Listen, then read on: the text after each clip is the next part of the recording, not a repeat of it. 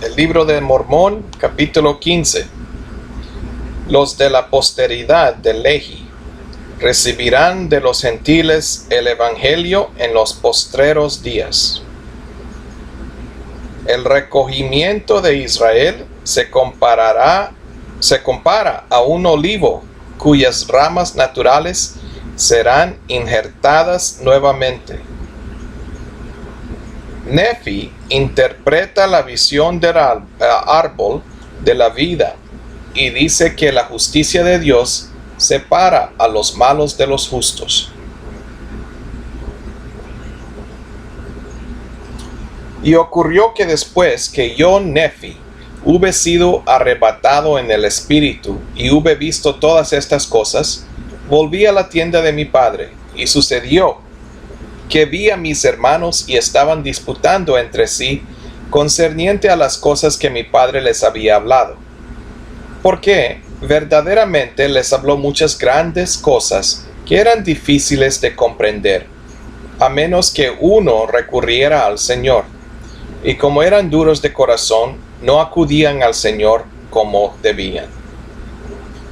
Y yo, Nefi, estaba apesadumbrado por la dureza de sus corazones, como también a causa de las cosas que yo había visto, las cuales sabía que inevitablemente habrían de suceder, debido a la gran iniquidad de los hijos de los hombres.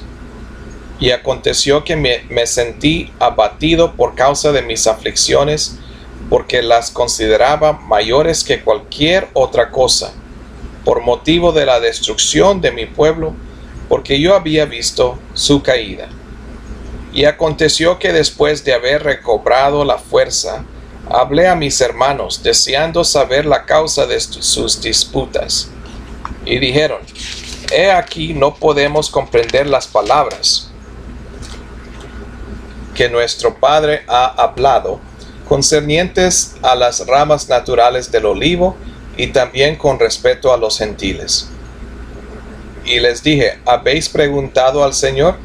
Y me contestaron: no, porque el Señor no nos da a conocer tales cosas a nosotros. He aquí, les dije, ¿cómo es que no guardáis los mandamientos del Señor?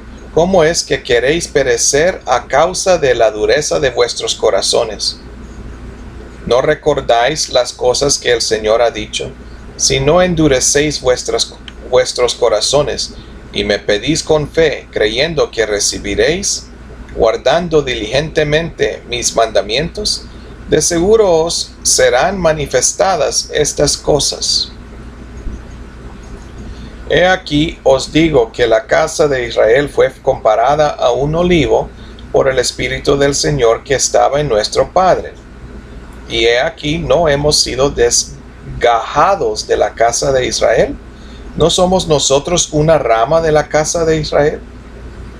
Ahora bien, lo que nuestro Padre quiere decir concerniente al injerto de las ramas naturales por medio de la plenitud de los gentiles, es que en los días postreros, cuando nuestros descendientes hayan degenerado en la incredulidad, sí, por el espacio de muchos años y muchas generaciones, después que el Mesías sea manifestado en la carne a los hijos de los hombres, entonces la plenitud del evangelio del Mesías vendrá a los gentiles, y de los gentiles vendrá al resto de nuestra posteridad.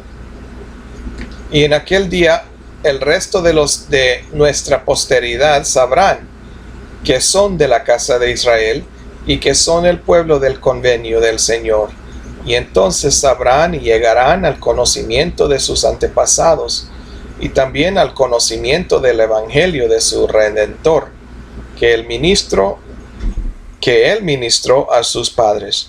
Por tanto, llegarán al conocimiento de su Redentor y de los principios exactos de su doctrina, para que sepan cómo venir a él y ser salvos.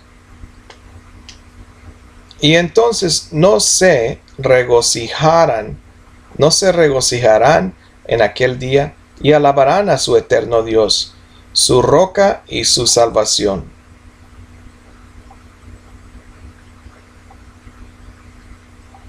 Y entonces, ¿no se regocijarán en aquel día y alabarán a su eterno Dios, su roca y su salvación? Sí, ¿no recibirán en aquel día la fuerza y nutrición de la verdadera vid? Sí, ¿no vendrán al verdadero rebaño de Dios? He aquí, os digo que sí.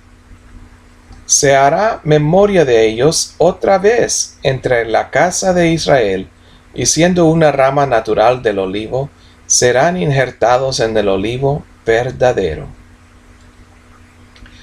Y esto es lo que nuestro Padre quiere decir, y nos da a entender que no sucederá sino hasta después que los hayan dispersado los gentiles, y se refiere a que se llevará a cabo por medio de los gentiles, a fin de que el Señor manifieste a estos su poder.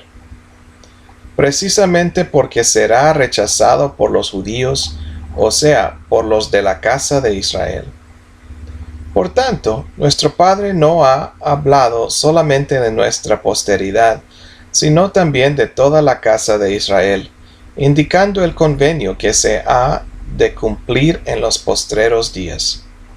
Convenio que el Señor hizo con nuestro padre Abraham, diciendo: en tu posteridad serán benditas todas las familias de la tierra.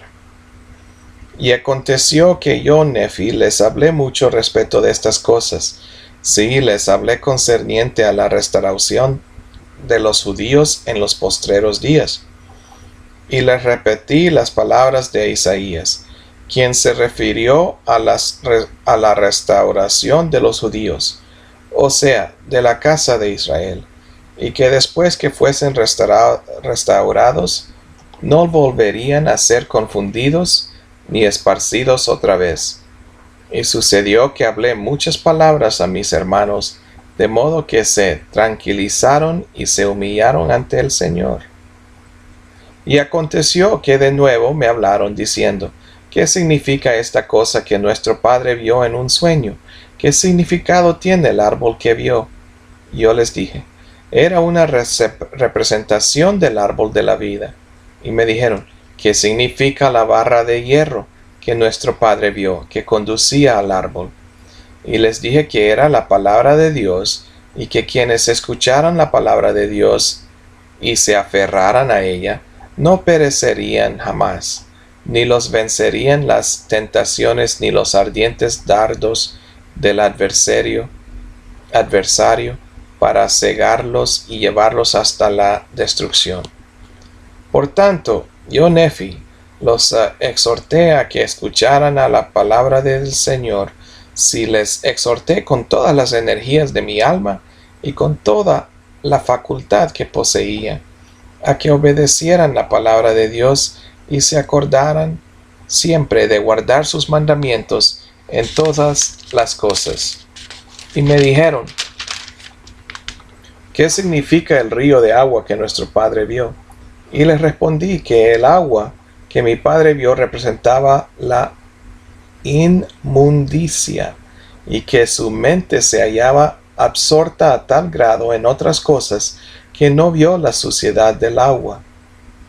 Y les dije que era un abismo horroroso que separaba a los inicuos del árbol de la vida y también de los santos de Dios. Y les dije que era una representación de aquel infierno terrible que el ángel me dijo había sido preparado para los inicuos. Y les dije que nuestro Padre también vio que la justicia de Dios separaba a los malos de los justos, y su resplandor era como el de una llama de fuego, que asciende hasta Dios para siempre, jamás y no tiene fin. Y me preguntaron: ¿significa esto el tormento del cuerpo en los días de probación, o significa el estado final del alma después de la muerte del cuerpo temporal, o se refiere a las cosas que son temporales? Y aconteció que les dije que aquello era una representación de cosas temporales, así como espirituales, porque habría de llegar el día en que serían juzgados por sus obras, sí, según las obras efectuadas por el cuerpo temporal en sus días de probación. Por lo tanto, si morían en su iniquidad, tendrían que ser desechados también con respecto a las cosas que son espirituales, las cuales se relacionan con la rectitud, de modo que deberán comparecer ante Dios para ser juzgados según sus obras. Y si sus obras han sido inmundicia, por fuerza ellos son inmundos. Y si son inmundos, por fuerza ellos no pueden morar en el reino de Dios. De lo contrario, el reino de Dios también sería inmundo. Pero he aquí os digo que el reino de Dios no es inmundo, y ninguna cosa impura puede entrar en el reino de Dios, de modo que es necesario que se prepare un lugar de inmundicia para lo que es inmundo. Y se ha preparado un lugar, sí, aquel infierno horroroso del que he hablado, y quien lo ha preparado es el diablo. Por tanto, el estado final de las almas de los hombres es morar en el reino de Dios, o ser expulsados por razón de esa justicia a que me he referido. Así que los malos son desechados de entre los justos, y también de aquel árbol de la vida, cuyo fruto es el más precioso y el más apetecible de todos los frutos. Sí, y es el más grande de todos los dones de Dios. Y así hablé a mis hermanos. Amén.